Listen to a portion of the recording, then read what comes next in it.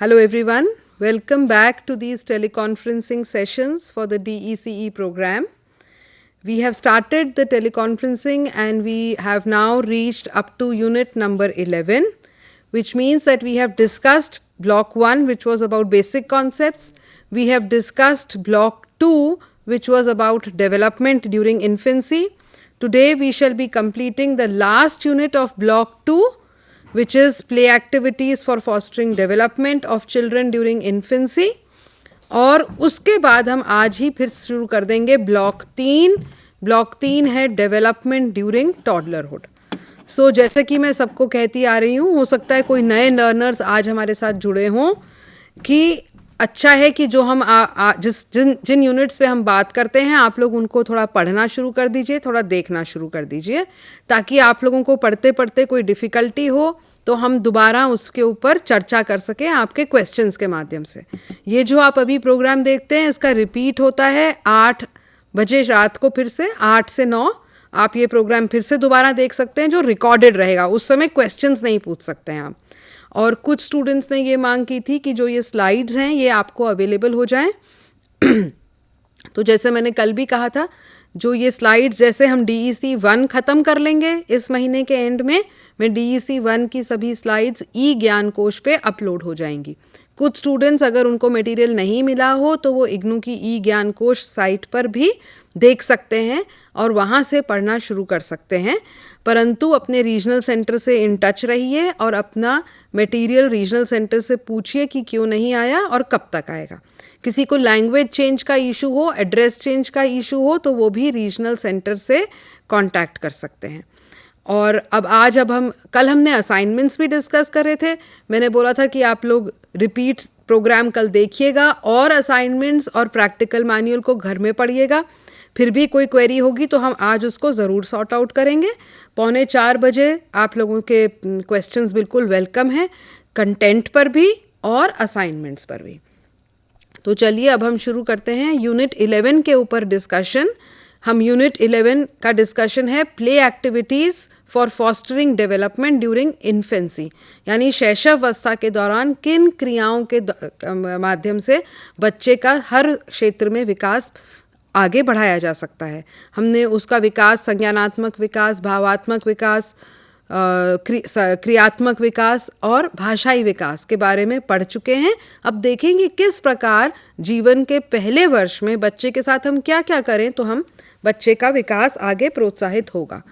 कल हमने इस बात में चर्चा की थी कि व्यक्ति को, बच्चों के साथ कार्य करते हुए व्यक्ति को किस प्रकार का उसका रवैया होना चाहिए. तो हमने बात करी थी संवेदनशीलता की, सेंसिटिविटी की. ये बात हम कल गहराई में कर चुके हैं. इससे क्या मतलब है, हमने बात की थी उसके बाद कि व्यक्ति में आत्मविश्वास, सेल्फ कॉन्फिडेंस होना चाहिए. हमने बात की थी कि उसमें लचीलापन होना चाहिए और बाल केंद्रिकता होनी चाहिए. इन सभी शब्दों का अर्थ क्या था, कल हमने गहराई से इस बारे में बात करी थी. आज अब हम बात करते हैं कि अगर बच्चे के साथ हमें बच्चों को देखभाल जो कर रहे हैं क्रैश में या even as a preschool teacher, तो माता पिता के साथ इंटरैक्शन बनाए रखना बहुत आवश्यक है. Interacting with parents, good communication between parents and worker, ताकि वो लोग एक टीम के रूप में कार्य कर सके.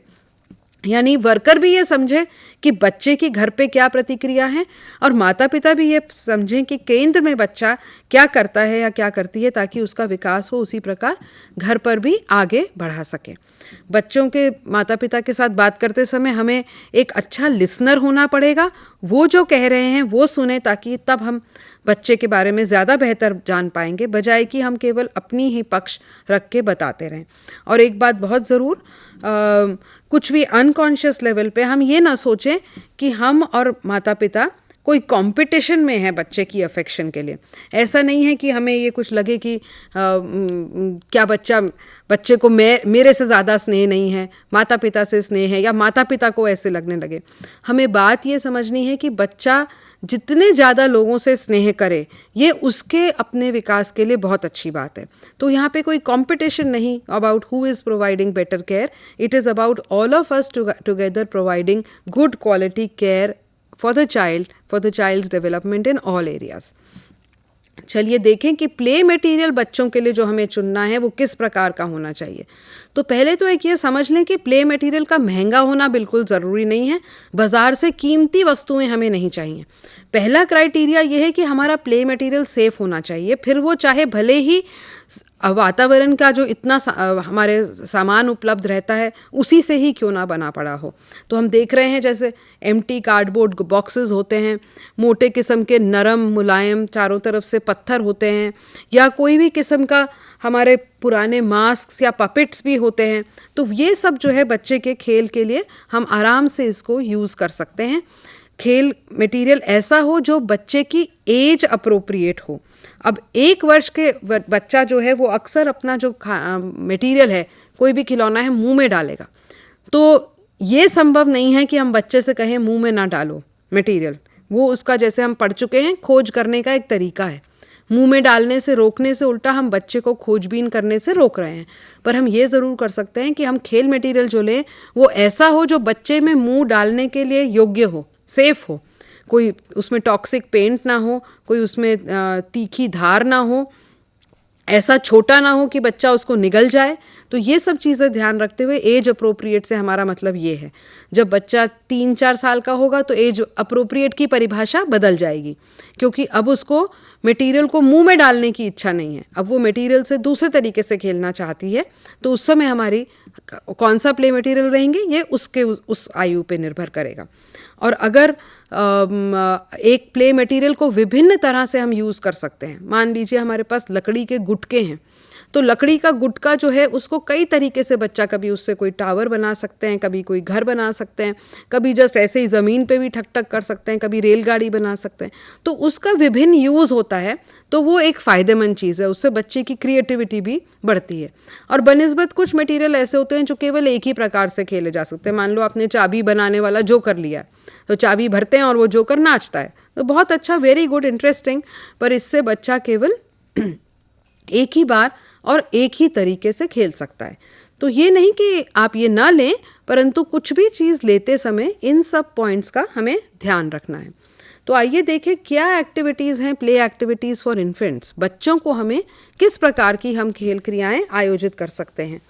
तो हम जान चुके हैं कॉग्निटिव डेवलपमेंट, संज्ञानात्मक विकास के चैप्टर में कि बच्चे की जो मानसिक विकास है इस समय उसके जो सेंसेस हैं, यानी देखना, सुनना, स्पर्श करना, और जो उसकी मोटर स्किल्स हैं, मोटर स्किल्स यानी जो उसकी फिजिकल और मोटर एक्टिविटीज़ वो करता है, उसके उसी के यूज़ से ही उसकी इंटेलिजेंस बढ़ती है। तो हम ऐसी क्रियाएं दें, ऐसी खेल क्रियाएं बच्चे के लिए आयोजित करें जिससे कि उसकी सेंसेस का विकास होगा और उसको अपनी हाथ पैर चलाने के मौके मिलेंगे। तो हमें ऐसी उसके साथ खेल क्रियाएं आयोजित करनी है जिसमें आई हैंड कोऑर्डिनेशन, यानी हम कोई चीज़ उठाते हैं तो हमारी आंख उसे वहाँ देखती है और हम उठाते हैं। हमारे को बड़ी सिंपल सी बात लग रही है, परंतु बच्चे ने अभी आई हैंड कोऑर्डिनेशन का विकास करना है। हम जानते हैं कि 6 महीने का बच्चा है, मान लो उसके सामने कोई चीज़ पड़ी है तो एक ही बार में उसका हाथ उस पर नहीं लगता है, उसको शायद 2-3 ट्राई करता है तब वो कोई सामने वाली चीज़ पकड़ पाता है। यानी कि हमें उसे मौके देने हैं to develop eye hand coordination. इसी प्रकार अभी वो अलग अलग वस्तुओं के बीच में फ़र्क समझ रहा है, उनको डिफ्रेंशिएट करना सीख रहा है। तो हमें अभी उसे मौके देने हैं of touching, holding different objects, ताकि वो उनको एक से दूसरे में डिस्क्रिमिनेट करना सीख जाए। और साथ ही प्लेफुल इंटरैक्शंस हमें बच्चे के साथ रखनी है। यानी कि बच्चे जो हैं वो अंतक्रिया के दौरान सीखते हैं, केवल सामान देने से ही बच्चा सीखने वाला नहीं है। अगर उस सामान के साथ कोई एडल्ट व्यक्ति नहीं है बच्चे के साथ एंगेज करने के लिए, तो बच्चे का क्योंकि बच्चा छोटा भी है, उस सामान में उसका इंटरेस्ट बहुत देर तक टिकना मुश्किल है। क्योंकि एक एडल्ट ही है, मान लो वो उस सामान के बारे में बच्चे से बात करते हैं, रंग की ओर दिखाते हैं, उसको चलाने के विभिन्न विभिन्न तरीके बताते हैं, उसको एक्सप्लोर करने के लिए मोटिवेट करते हैं, तो बच्चे का इंटरेस्ट उस खेल सामग्री में बना रहेगा। तो हम ऐसी खेल क्रियाएं आयोजित करें जिसमें प्लेफुल इंटरैक्शंस इन्वॉल्व हैं बच्चे के साथ। और हमें बच्चे को बार बार, बच्चे को नया भी चाहिए और बच्चे को पुराना जो वो करने लगा है उसका रेपिटेशन भी चाहिए। दोनों के अपने पर्पस हैं।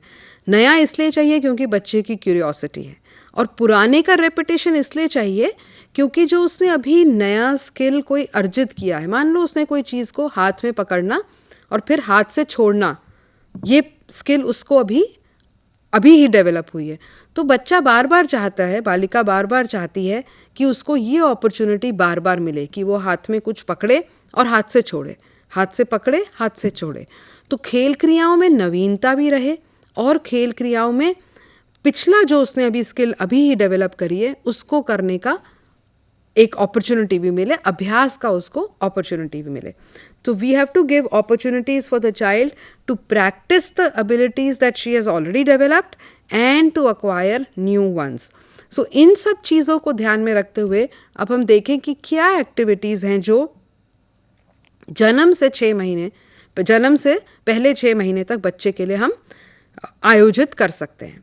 तो संज्ञानात्मक विकास यूनिट से हम जानते ही हैं कि पहला वर्ष जो है वो बहुत तीव्र गति से इसमें विकास होता है और बच्चे दूसरों के साथ रहते हैं, उनसे सीखते हैं, वो जो कह रहे हैं वो सुनते हैं और इन सब से वो सीखते हैं। बिल्कुल जो नियोनेट है, नियोनेट आपको याद होगा, हमने कहा था नियोनेट वो बच्चा है जो पहले जन्म के बाद पहले 30 दिन जो हैं 30 डेज, उसमें बच्चे को नियोनेट कहा जाता है। तो नियोनेट की ज़्यादा रिक्वायरमेंट खेल की नहीं है, नियोनेट की रिक्वायरमेंट है कि उसको कंफर्ट दिया जाए, लोगों के साथ उसको एडजस्ट करने के लिए मौका दिया जाए और उसको काफ़ी फ़िज़िकल कांटेक्ट की ज़रूरत है जिससे कि एक लगाव का जो फीलिंग है वो उसका डेवलप हो सके। इस समय बच्चे को बहुत टॉयज़ एंड गेम्स की ज़रूरत नहीं है, परंतु एक loving emotional physical care by the care giver, इसकी इस समय ज़रूरत है। अब पहले महीने के बाद दूसरे महीने तक होते होते बच्चा जो है थोड़ा ज़्यादा समय तक जगा रहते हैं और अब थोड़े से ज़्यादा एक्टिव हो जाते हैं। हम देखते हैं कि थोड़े अपने हाथ पैर चला पाते हैं। सो इस समय सबसे पहली सेंस, अगर आपको याद है, हमने बोला था कि मोस्ट वेल डेवलप्ड सेंस है विजन। सो हम कुछ खेल क्रियाएँ विजन के सेंस के ऊपर आधारित करके कर सकते हैं।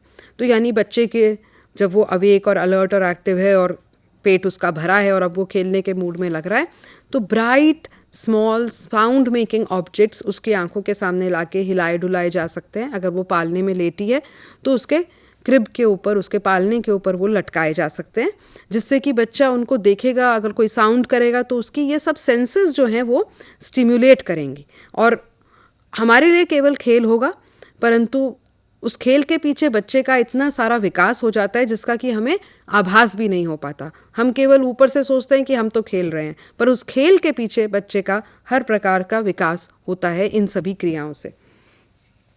3 महीने का होते होते बच्चे के और थोड़ा सा जो है हाथ और थोड़े से चलने पड़ते हैं और कोई चीज़ अगर ऊपर लटक रही हो तो वो उसको छूने को लगता है। So the child begins to reach for objects.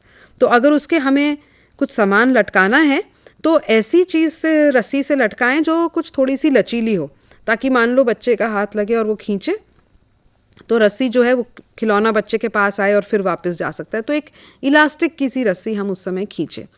Massaging एक बहुत इम्पॉर्टेंट एक्टिविटी रहती है इस समय में। इसका साइंटिफिक, हमारे देश में तो इसका बहुत प्रचलन है ही है, और इसका साइंटिफिक बेसिस ये है कि मसाजिंग के दौरान जब आपका हाथ बच्चे के शरीर पे चलता है तो एक्चुअली में बच्चे का ग्रोथ हार्मोन जो अंदर बॉडी में है, पिट्यूटरी ग्लैंड जो है वो ग्रोथ हार्मोन स्टिमुलेट करता है और बच्चे की ग्रोथ उससे एनहांस होती है। और साथ ही अगर आपने देखा ही हो कि मसाजिंग के समय ऐसा कभी भी नहीं होता कि चुपचाप माँ मसाज कर रही है, ज़रूर कुछ गाने, लोरी इत्यादि साथ में चल रही होती है, तो वो सब सुनने से बच्चे का भाषाई विकास भी होता है। और क्या कर सकते हैं हम इस समय, अगर हम स्लाइड देखें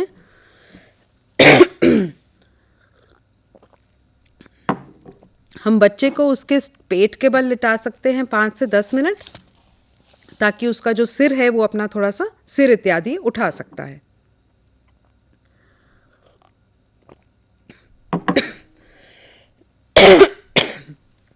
चार महीने का होते होते खिलौने जो हैं वो बच्चे के, थोड़ा सा 1 मिनट एक्सक्यूज़ करिएगा।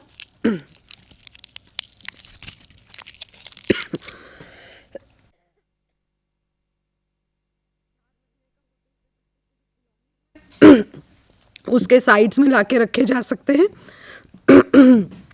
ताकि वो पलटे तो वो उनको छू के उनको उठा के और उनसे पलटने के लिए वो वहाँ पे प्रोत्साहित हो सकती है। साइड में पड़ा है खिलौना तो बच्चे उसे लेने के लिए उस तरफ को देखेगी और पलट के उसको वहाँ से उठाएगी, तो जो उसका पलटने का वो जो है वो अपने आप थोड़ा सा आदत होती है और पलटना आता है बच्चे को। 5 महीने का होते होते उसके जो पैर भी हैं वो भी काफ़ी मूवमेंट में आ चुके हैं अब, और अगर आप उसके पैर के पास कोई टॉय रखेंगे तो वो उसको किक करती है, और किक करने से वंस अगेन जो उसकी लेग्स हैं उसकी एक्टिविटी ज़्यादा हो रही है, और साथ में वंस अगेन कनेक्ट करिए थोड़ा सा कॉग्निटिव डेवलपमेंट पे। जब हमने वहाँ पे बोला था कि जब वो किक करती है पहली बार तो बच्चे का जो टॉय है वो बाय चांस हिलता है, पर ग्रेजुअली जब वो किक करती है तो उसको पता चलता है कि मेरे किकिंग के एक्शन से जो मेरा टॉय है वो हिल रहा है। और ऐसा जब होता है तो हम याद करिए, हमने संज्ञानात्मक विकास में ये बात बोली थी कि बच्चे के मूवमेंट में एक इंटेंशन आ जाती है, यानी अब वो अगर टॉय को किक करेगी तो उसका इरादा है कि ये टॉय किक करती हूँ तो ये मूव करता है, और मूव करता है तो कोई इंटरेस्टिंग आवाज़ आती है। तो हम ये देख रहे हैं कि किस प्रकार जो हमारी एक्टिविटी है, simple activity, placing a toy near the feet of the child, when we do this the child's physical development takes place because the child is going to kick. When we do this, child's cognitive development takes place because the child makes an association between her own movement and the movement of the toy, and gradually this will result in intentional action, यानी सोच विचार करके कोई action करना। 6 महीने का होते होते वी आर सीइंग कि बच्चे जो हैं वो बैठने लगता है, फिजिकल डेवलपमेंट का चरण जो है कि now the child can sit. The minute the child can sit, the advantage is that now the range of activity of the child can increase.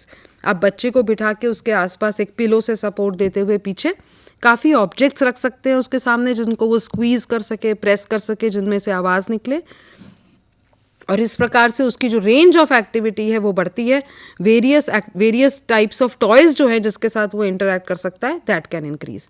इस समय एक बहुत अच्छा, आपको याद होगा कि माँ, और अगर आपने देखा हो छोटे बच्चों के साथ तो अक्सर माँ और दूसरे एडल्ट्स हैं वो एक खास के खेल खेलते हैं कि अपना जो चेहरा है वो एक कपड़े से ढक लेंगे। हिंदी में इस खेल को चाह बोलना वाला खेल भी कहते हैं। चाह करके माँ एकदम बोलती है, अपना फेस कवर करती है, फिर एकदम फेस हटाती है और करती है चाह। तो ये जो चीज़ है देखने में once again a very simple game, पर इसके पीछे जो बच्चे की लर्निंग है वो ये है कि लगभग 6 से 9 महीने की उम्र में जो बच्चा है वो ये सोचता है जब किसी चीज़ के सामने कोई पर्दा आ गया तो वो चीज़ नहीं है। ग्रेजुअली उसको ये अंडरस्टैंडिंग आती है कि अगर मुझे कोई चीज़ डायरेक्टली नज़र नहीं भी आ रही तो भी that thing continues to exist. तो एक्चुअली जो ये चाह बोलने वाला गेम है, जो आई थिंक पंजाब में तो बहुत ही फेमस है और हिंदी स्पीकिंग बेल्ट में भी, ये बच्चे की बुद्धि इस ओर बढ़ाता है, क्योंकि जैसे ही माँ अपना चेहरा ढकती है बच्चे का जो 6-7 महीने का बच्चा है उसका इंटरेस्ट जा सकता है। फिर जैसे ही माँ अपना चेहरा दिखाती है तो बच्चे को रियलाइजेशन होती है, अरे नहीं, mother is there. So the child begins to form this understanding that no, objects are there even when I can not see them. आपने ये देखा होगा कि कई बार बच्चे कोई चीज़ चाहते हैं और हम उन्हें देना नहीं चाहते, तो हम क्या करते हैं, हम लेते हैं, अरे ये लो, ये तो गई, और अपने पीठ के पीछे छुपा लेते हैं। जो 7-8 महीने का जो बच्चा है वो हमारी इस बात से बुद्धू बन जाता है और भूल जाता है। जब हम करते हैं अरे ये लो, ये तो गई, और पीठ के पीछे रखा, तो बच्चा सोचता है हाँ वस्तु नहीं है और रोना बंद कर देता है। परंतु जैसे ही बच्चे 9 या 10 महीने के होते हैं आप उनको इस तरीके से फुसला नहीं सकते, क्योंकि अब उनके दिमाग में ये समझ आ गई है कि जो चीज़ आंखों के सामने नहीं है वो फिर भी है, और बच्चा जिद करता है। तो ये सब इतना डिटेल में आपको मैं इस कनेक्शन बताने के लिए बता रही हूँ कि एक तो हम बच्चे को बुद्धू ना समझें, बच्चे की ये जो छोटी छोटी एक्शंस हैं, बिहेवियर्स हैं, ये उसकी इंटेलिजेंस का एविडेंस है, प्रमाण है। दूसरा मैं ये बताना चाह रही हूँ कि जो हमारी ये simple day to day playful interactions हैं बच्चे के साथ, these interactions actually help in development. तो दोनों चीज़ें एक साथ हैं। हम अगर बच्चे के साथ इस तरीके की अंतक्रिया करेंगे तो बच्चे का कॉग्निटिव डेवलपमेंट भी होगा, सोशल डेवलपमेंट तो होगा ही क्योंकि हम इंटरेक्शन कर रहे हैं, लैंग्वेज का डेवलपमेंट भी हो रहा है। तो इन सिंपल एक्टिविटीज़ को हम, क्योंकि अब हम ये पर्टिकुलर कोर्स कर रहे हैं We need to understand how serious and important actually these simple activities are. And particularly if we are going to be working in a crash situation, usually what happens in a crash situation is कि छोटे बच्चों को केवल एक physical guidance, physical care ही दी जाती है. At the most they are fed, उनकी नैपी डायपर बदल दिए जाएंगे या उनको सुला दिया जाएगा. ये सब जो क्रियाएं हम अभी डिस्क्राइब कर रहे हैं, these are actually stimulating activities which need to be done in a creche. Children need to be provided more than simply physical care. घर पे भी कोई बिल्कुल जो बच्चा है उसकी केवल हमें सोना या वो खाना खिलाना या नहलाना केवल यहीं तक सीमित नहीं होना है. ये सब जो हम क्रियाएं डिस्कस कर रहे हैं, ये सब एक्चुअली बच्चे के साथ आयोजित करना उसके हर प्रकार के विकास के लिए बहुत ज़रूरी है. बच्चे को दूसरों के साथ रहने दे ताकि वो उनकी बात सुने, उनके एक्शंस इत्यादि देखे, वो क्या कर रहे हैं ये देखे. सूदिंग म्यूज़िक और लोरियाँ, ये तो हम हमारे देश में अक्सर हम हर जगह पे हर प्रांत में हमारे देश में होते ही हैं. ये हम रखें, सुनाएं बच्चे को इनको. 6 से 12 महीने का जब हो गया बच्चा, तो अब देखें अब क्या किया जा सकता है. Child is now better at using her hands. Child also understands more words and simple instructions. भाषा की बात में हमें ये याद है कि जितनी हम भाषा समझ सकते हैं, या उल्टे तरीके से बोलते हैं, जितनी हम भाषा बोलते हैं उससे कहीं ज़्यादा भाषा हम समझ सकते हैं. इस समय भी हम लोग जितने शब्दों वाक्यों का प्रयोग करते हैं उससे कहीं ज़्यादा हमारी जो अंडरस्टैंडिंग वोकैबुलरी और क्षमता है वो कहीं ज़्यादा है. और पहले वर्ष में भी बच्चे के साथ ठीक यही है. 6 महीने का बच्चा भले ही अभी कुछ बोल नहीं सकता है, परंतु भाषा के अंडरस्टैंडिंग के हिसाब से वो बहुत कुछ जान लेता है. तो इसलिए 6 से 12 महीने में हमारी जो एक्टिविटीज़ हैं बच्चे के साथ, उनका लैंग्वेज का बेस और बढ़ सकता है. तो देखें हम क्या कर सकते हैं. हम बच्चा बैठा है, हम उसके साथ गिव एंड टेक ऑब्जेक्ट्स वाला खेल खेल सकते हैं. तो आप उसको बॉल दीजिए, वो आपको बॉल वापस दे रहा है. कई crawling, chasing and standing activities हम बच्चे के साथ कर सकते हैं. इस समय बच्चे को हम, मान लीजिए थोड़ा दूर बैठा है, हम बच्चे को आवाज़ लगाएं, अच्छा ये लो तुम्हारी ट्रेन ये है, तो बच्चा वहाँ से क्रॉल करता हुआ यहाँ तक हमारी ट्रेन लेके आएगा. या कोई टॉयज़ के ऊपर हम स्ट्रिंग लगा सकते हैं.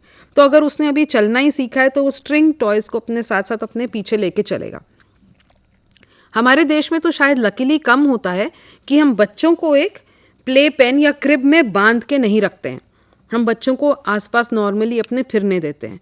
तो ये बहुत ज़रूरी है कि बच्चे को हम नॉर्मली अपने आसपास चलने दें और उसको एक छोटे से प्ले पेन, जो कई शहरी क्षेत्रों में हो सकता है, अगर माता को लगे कि वो अकेली है, कैसे बच्चे का ध्यान रखेगी, तो संभव है कि माता बच्चे को एक क्रिब जैसे स्ट्रक्चर के अंदर, उसी के अंदर खेल खिलौने दे के बच्चा 2-3 घंटे उसी में रहे. तो ये बहुत अच्छा नहीं है बच्चे के विकास के लिए, क्योंकि उसकी जो एक्सप्लोरेशन की जगह है वो बहुत लिमिटेड हो जाती है. बच्चे को बाहर ज़रूर लेके जाएं, हर प्रकार का उसको स्टिम्युलेशन मिलेगा उसको जानने से. जब बच्चा बैबलिंग करने लगे अराउंड 6 to 9 months, तो बच्चे की बैबलिंग के प्रति हमारा प्रतिक्रिया दिखाना बहुत ज़रूरी है. We must respond to it. काफ़ी नेचुरल है, हम करते ही हैं. बच्चा कुछ ल ल ल ल मम मम बीबी बीबी करता है तो हम काफ़ी एक्साइटेड हो जाते हैं और बच्चे को अपना रिस्पॉन्ड देते हैं. इस समय बच्चों को छोटी छोटी कहानियाँ भी सुनाई जा सकती हैं. बहुत सिंपल छोटी कहानी, कोई बहुत बड़ी नहीं. कहानी का मतलब ज़रूरी ये नहीं है कि कोई कहानी की किताब से कहानी हो. किसी एक छोटे से इंसिडेंट को लेके भी जो घर में हुआ हो, एक थोड़ी सी कहानी की तरह से गढ़ी जा सकती है. बच्चे को अच्छा लगता है और ये भाषा विकास का एक बहुत इम्पॉर्टेंट तरीका है. इस यूनिट में जो आपके पास किताबें आएंगी, हमने ये भी बताया है आपको how you can make mobiles, how you can make some toys that make a sound, and how you can make toys which you can give to the child to hold. तो इनके बताने का पूरा डिस्क्रिप्शन यूनिट के अंदर है जो आप पढ़ सकते हैं. इसके बाद अब हम चलेंगे डेवलपमेंट ड्यूरिंग टॉडलरहुड के ऊपर.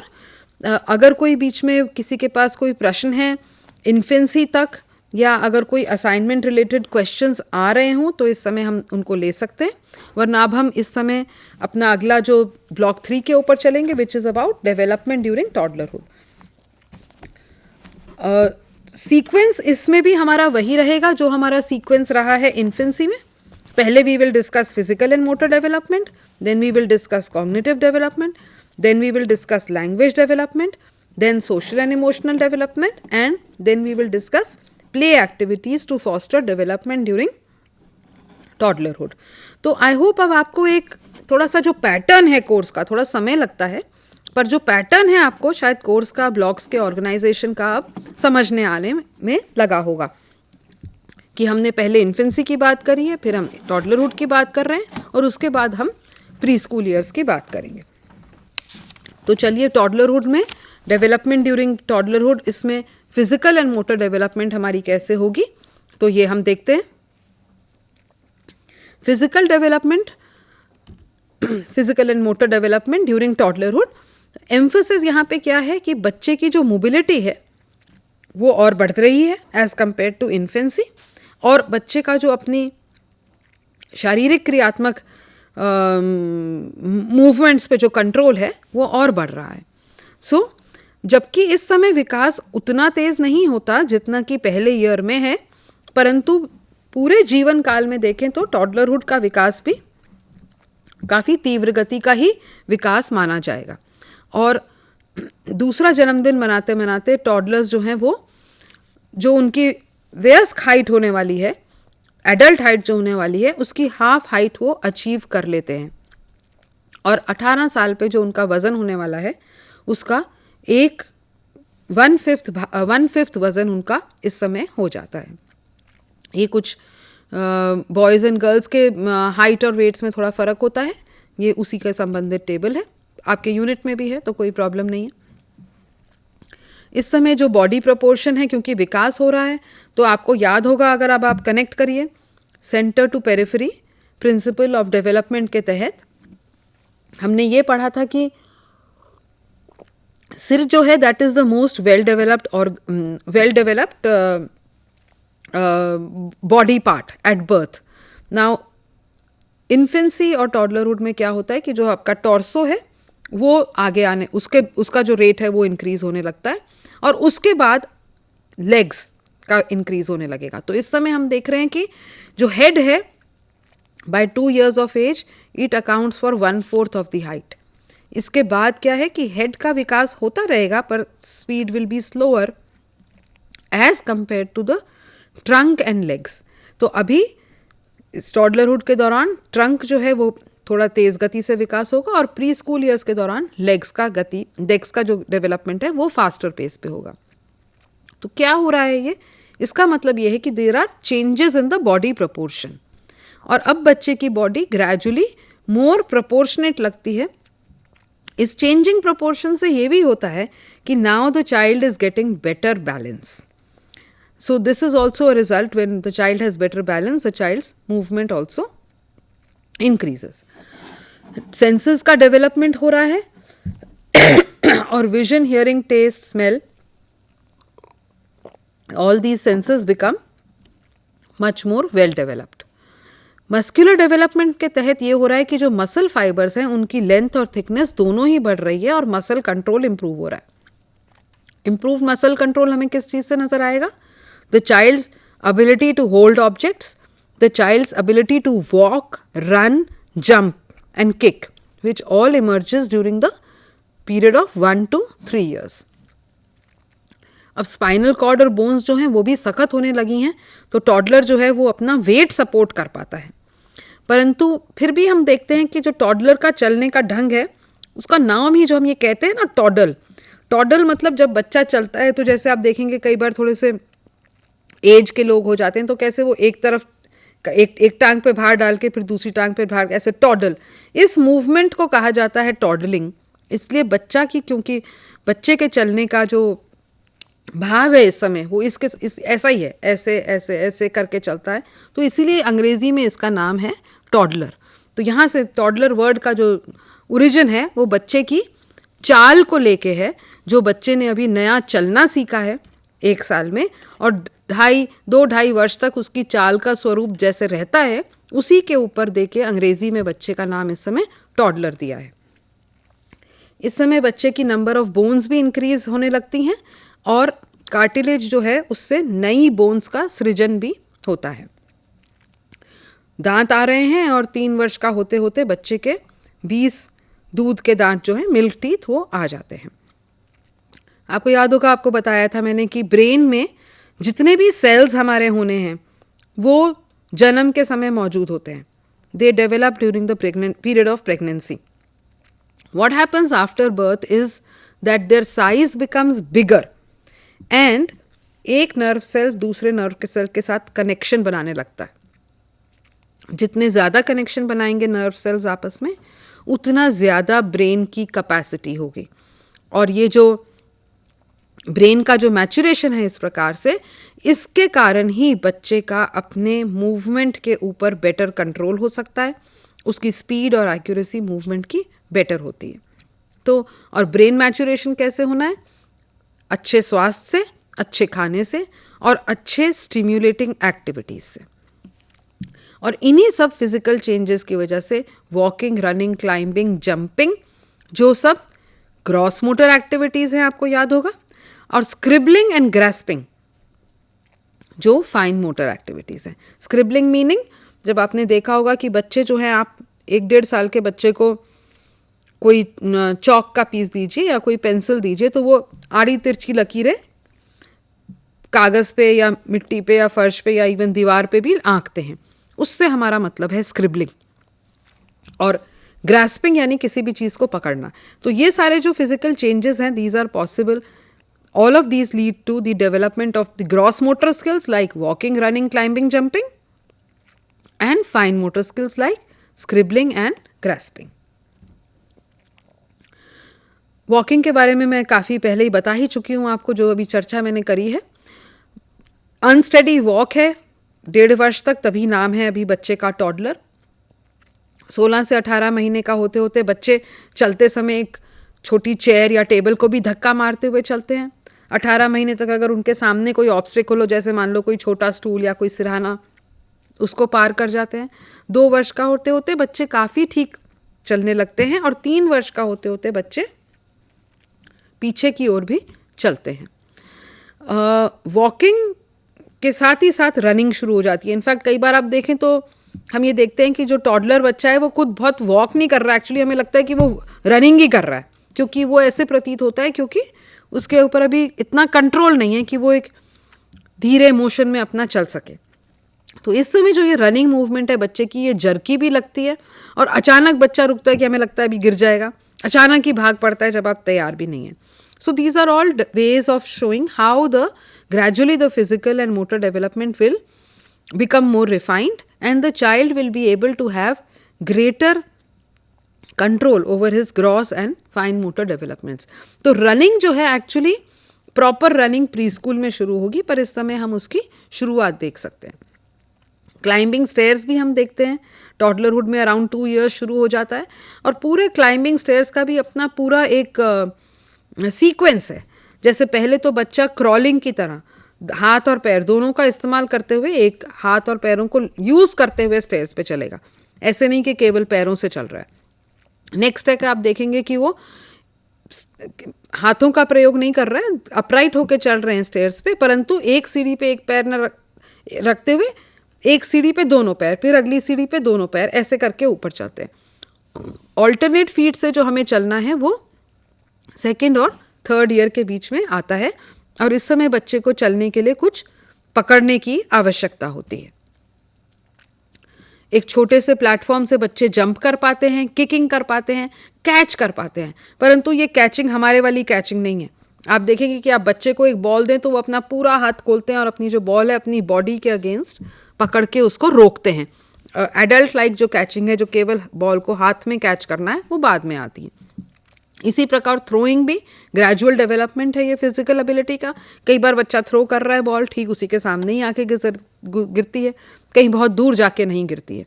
तो जो एक्चुअली जो एक प्रॉपर मोशन है रोटेट करके बॉडी को करने का, वो इस समय नहीं आता है और वो थोड़ी बाद में प्री स्कूल में डेवलप होता है। अब ये बढ़ती हुई मूवमेंट, हमने ये भी कहा है कि हर क्षेत्र में विकास दूसरे क्षेत्र में विकास को प्रभावित करता है। तो ये जो बढ़ता हुआ बच्चे का मूवमेंट है, ये किस प्रकार से विकास में उसके करने लगे करेगा मदद। तो एक तो बहुत ऑब्वियस बात है, increasing movement means increased range of exploration. The child can go to a variety of places and explore. Exploration means development of the mind, development of thinking. Movement also increases the number of people the child can come in contact with. अब मान लो कोई वहाँ पे बच्चे का group है, या वहाँ कुछ इंटरेस्टिंग हो रहा है, या वहाँ कोई लोग हैं, the child can walk up to them instead of having to wait for those people to come to the child. The child also gets the feeling, so this will increase when the child can go to meet the people. This means the range of number of people whom she interacts with will get increased, so social development is also facilitated. Along with this, जब बच्चा ये देख रहा है कि मैं कुछ कर पा रहा हूँ, मैं यहाँ से यहाँ जा पा रहा हूँ, मैं ये बॉल कैच कर पा रहा हूँ, या मैं ये भाग पा रहा हूँ, हमारे को बहुत छोटी उपलब्धियाँ लगती हैं, पर बच्चे के लिए ये उपलब्धियाँ बहुत बड़ी हैं। And this helps in the development of the child's self esteem and self confidence. And both self esteem and self confidence are actually the basis for us to do anything, isn't it. अगर हमें लगता है कि मैं ये कर पाने योग्य हूँ, तो हम उस चीज़ को ट्राई करते हैं। अगर हमारे में अपना सेल्फ कॉन्फिडेंस ही नहीं है, तो हम कहाँ पे चीज़ को ट्राई करेंगे।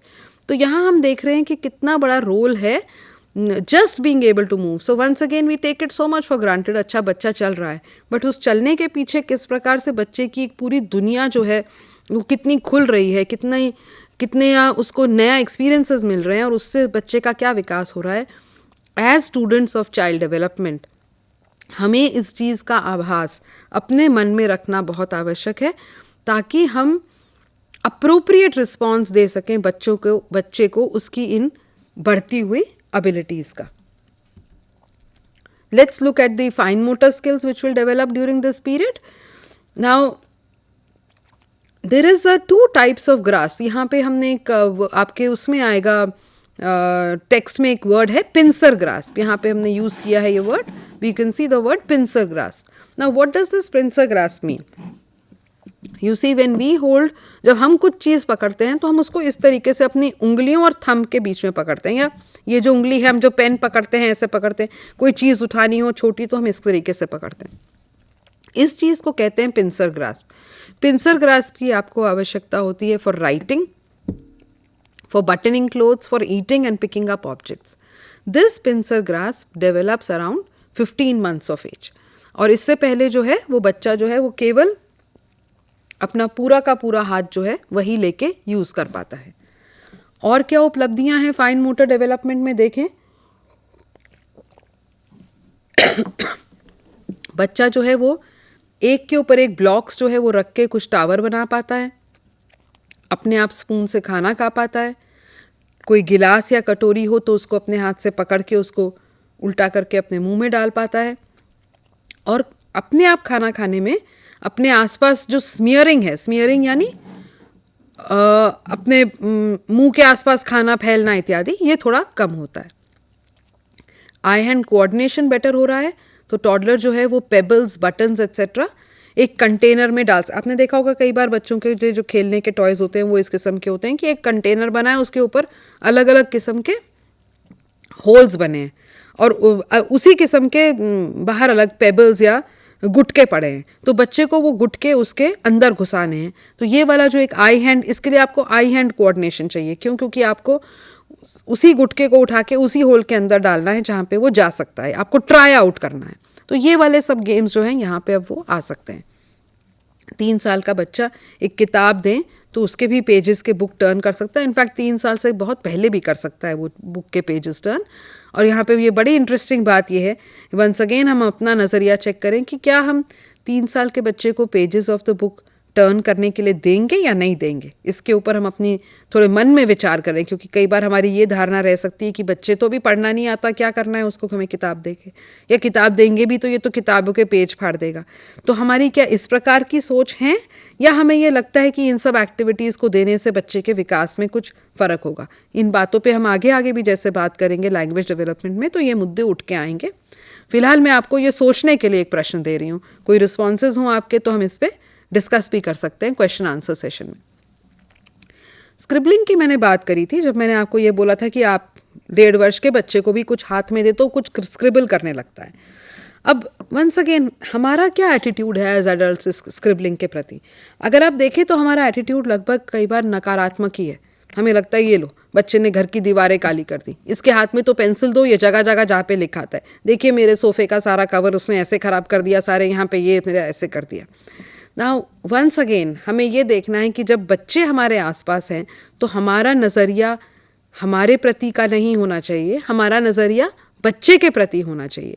हम ये देखें अगर बच्चा ये स्क्रिबलिंग कर रही है, क्या ये उसके विकास से इसका कोई रिलेशन है, मुझे इसे प्रोत्साहित करना है या इसके ऊपर नाराज़ होकर मुझे इसे हतोत्साहित करना है।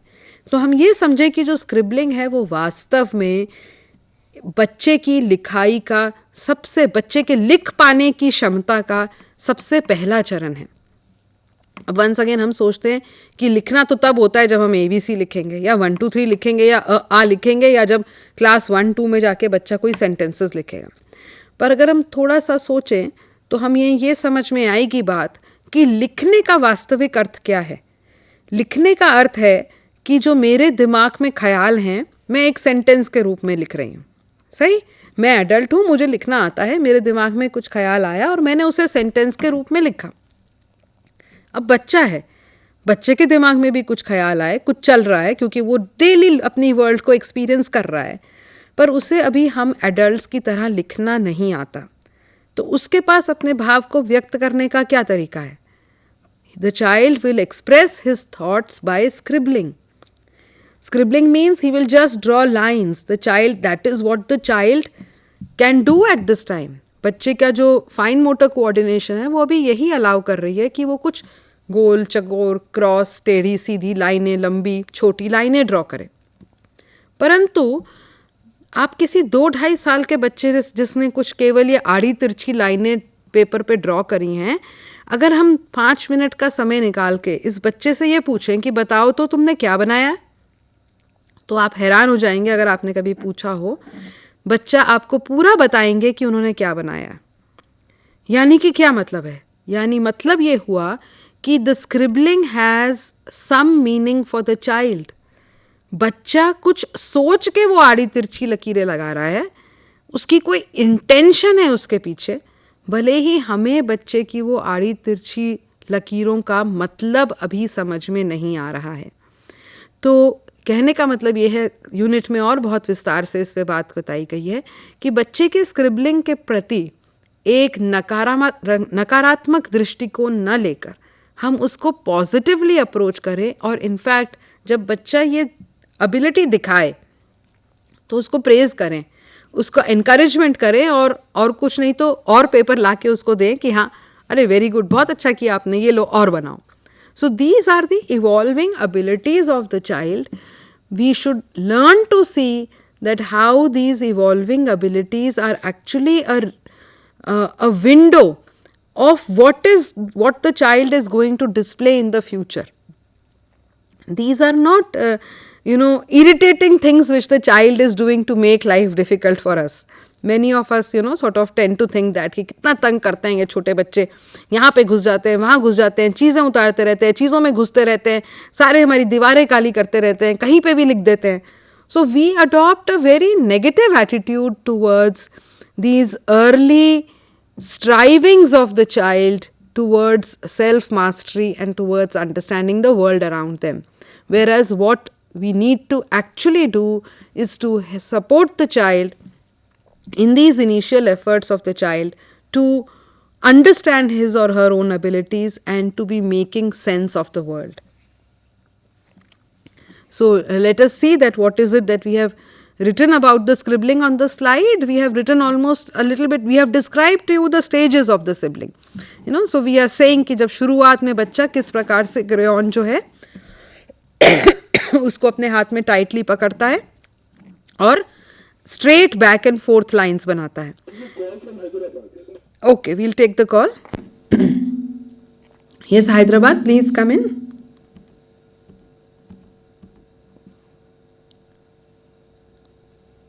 Maybe call is not materializing. So, in the meantime, we can continue with our lesson. Hello? Yeah. Hello, madam? Yes. Hello. Good afternoon, madam. Good afternoon. And my doubt is that yesterday you told me about the assignments and all. So, Yes. yes.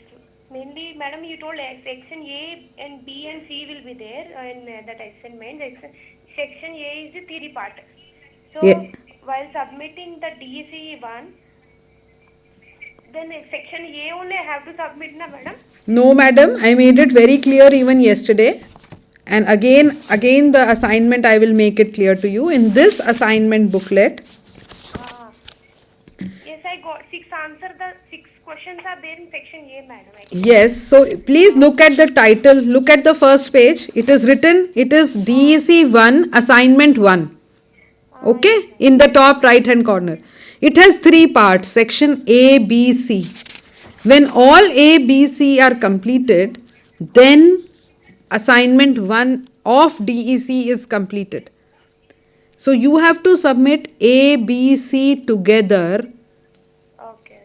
and only then is DEC 1 submitted. Then next page if you turn, it starts with DEC 2. Okay, madam. Again there is ABC. Okay. So when you will submit the ABC of DEC 2, then DEC 2 will be complete. Okay, madam. Similarly for DECE 3. So 3 courses, 3 assignment. Each assignment part A, B, C. Do all these together and only then submit.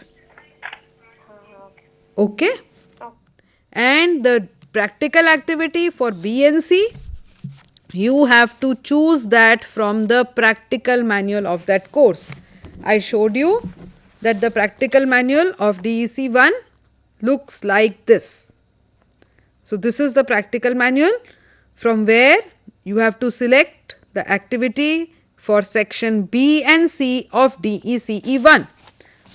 Look at the topmost corner. I will again display. Look at this topmost corner. This corner shows to you which assignment it is. Okay. So this is assignment 1, DEC 1, assignment 1, TMA 1, 2019. Section A, next page. Section B, next page. Section C.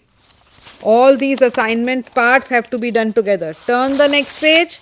This is now the next assignment. DEC 2, assignment 2, TMA 2.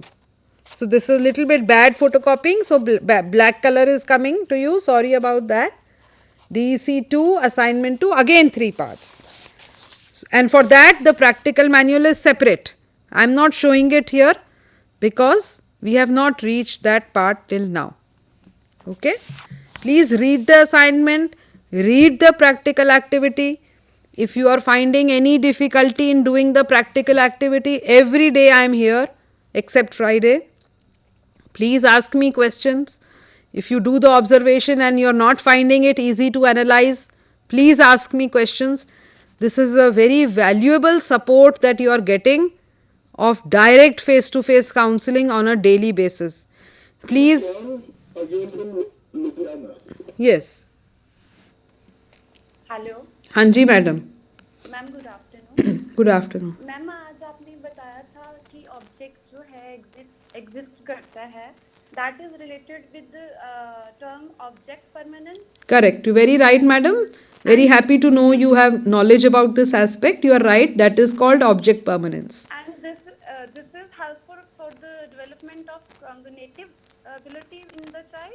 Yes, object permanence shows that the child's mind is developing.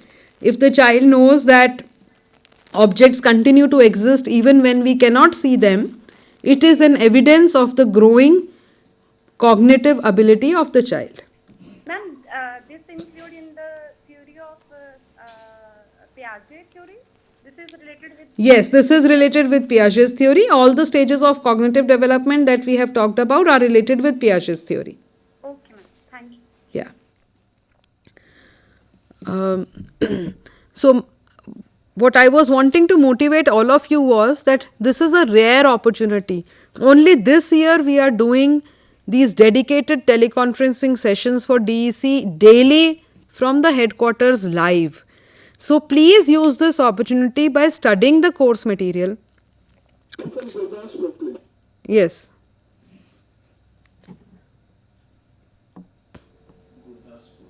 Hanji. Hello, good evening, ma'am. Good evening. Ma'am, when we are going to get the assignment material? Madam, what do you mean assignment material? Do you mean assignment questions? Or do you mean you have not got this course material? Have you got your course material? I have got that course material, but the assignment questions or whatever you're saying about those things, they haven't in those materials, the 24 books which provided by the... So, madam, maybe you were absent yesterday. Yesterday we did a whole session on assignment only. I will repeat a little bit for you. Assignment questions are available on the IGNOU website. Please type IGNOU assignment and that whole page of IGNOU assignment will open up. Scroll and see where you see DECE. Click on that. The assignment which says January 2019 / July 2019, that is the assignment that you have to do. And Okay. it's all available online. That assignment has 3 parts, section A, B and C. And the A is theory questions given in that very assignment. B and C contains practical exercises. I just showed you again, those practical exercises will be contained in this manual. You have to select them from this manual. Since I have repeated already yesterday and today also sometime, my suggestion to you is, please look up the assignment, read it up, read up the practical exercises. If you still find something difficult to do, you can ask a question tomorrow and we can take it up very specifically. My advice to all the students is, please start learning, and I would also like to show you, why the IGNOU material is the way it is. You will find that when you open any block, there is a big margin on the side. Next page if you open, you will see on both sides of the paper there are big margins on the side. Now these margins, the way to read the block is that you actually read this section and make some small notes for yourself in the margins. Otherwise, why we would leave that paper blank? We could have used it and printed the matter. But that margin is for you to start taking notes. Start reading, start underlining. As you go on, you will find something called check your progress exercise. For example, I have this block 3 with me on page number 12. You will see there is this thing called check your progress exercises. Now, check your progress exercises are given after a bit of a section in every unit. The purpose of these exercises is that having read the unit, now you do this exercise. जहाँ तक आपने पढ़ लिया है उसके ऊपर ये exercise आधारित है. ये एक्सरसाइज करके देखिए आपको समझ आई कि नहीं जो आपने पढ़ा. इस एक्सरसाइज के कोई नंबर नहीं है, परंतु आपको खुद को स्वयं को जांचने के लिए कि पढ़ाई कैसी चल रही है, ये बहुत बढ़िया चीज़ है. और इसका आंसर भी पीछे लिखा हुआ है. यूनिट के पीछे इसका आंसर है. Yeah, there's a call? 3 minutes, please. Yeah, okay. So, start reading and doing this work already now. That is the only way you can take benefit of this. So, let's just complete our topic on scribbling. We have said that how, the scribbling changes, the nature of scribbling changes as the child gets more control. It will become semicircular and then circular patterns and loops, and how it gives the child a sense of achievement. Children also show a particular hand dominance, left hand या right hand. शुरू में तो बच्चे दोनों हाथ use करते हैं, धीरे धीरे वो एक हाथ यूज़ करने ज़्यादा लगते हैं. मोस्टली हम लोग राइट हैंडेड होते हैं. मेन बात यहाँ करने की ये है, अगर बच्चा लेफ्ट हैंडर है तो उसे ज़बरदस्ती हाथ बदलने के लिए कोई प्रयास न करें. There is nothing wrong in being a left hander and there is nothing wrong in being using your both hands. हाथ कोई भी आप यूज़ करें, दोनों करें, एक करें, दायां करें, बायां करें, कोई फ़र्क नहीं है. और बच्चे का ज़बरदस्ती हाथ की प्रेफरेंस ना बदलाएं, ये बच्चे के लिए बहुत हानिकारक है. न्यूट्रिशन, बच्चे को हमें बैलेंस्ड मील देना है. इसके बारे में मैं बहुत ज़्यादा यहाँ बात नहीं करूँगी क्योंकि एक तो टेक्स्ट में है और दूसरा हमारा DECE 2 कोर्स जो है वो पूरा न्यूट्रिशन और बैलेंस्ड मील के ऊपर ही आधारित है, तो उसकी बात तब वहाँ हो जाएगी. इसीलिए इन मेजर सोर्सेज ऑफ न्यूट्रिएंट्स इत्यादि जो हमारे हैं, इसके ऊपर हम DEC 2 में चर्चा रखेंगे. इम्यूनाइजेशन बच्चे को लगाना है हर इंजेक्शन से, हर इलनेस के अगेंस्ट, इसकी भी विस्तार में चर्चा हम DEC 2 में करेंगे. और यहीं पे हम समाप्त करते हैं. और कल जब हम मिलेंगे तो हम टॉडलरहुड के दौरान cognitive development, language development at least cover करने की कोशिश करेंगे. That is unit number 13 and 14. My request, please read and come, so that like today some people asked specific questions which was very good. तो कल भी आप उसी प्रकार से अपनी डाउट्स और क्वेरीज को डिस्कस कर सकें और हम उनको डाउट्स को रिमूव कर सकें. Thank you very much regional centres, regional directors, study centres and all of you learners for being with us and for motivating us to continue to give these sessions. See you tomorrow again, same time.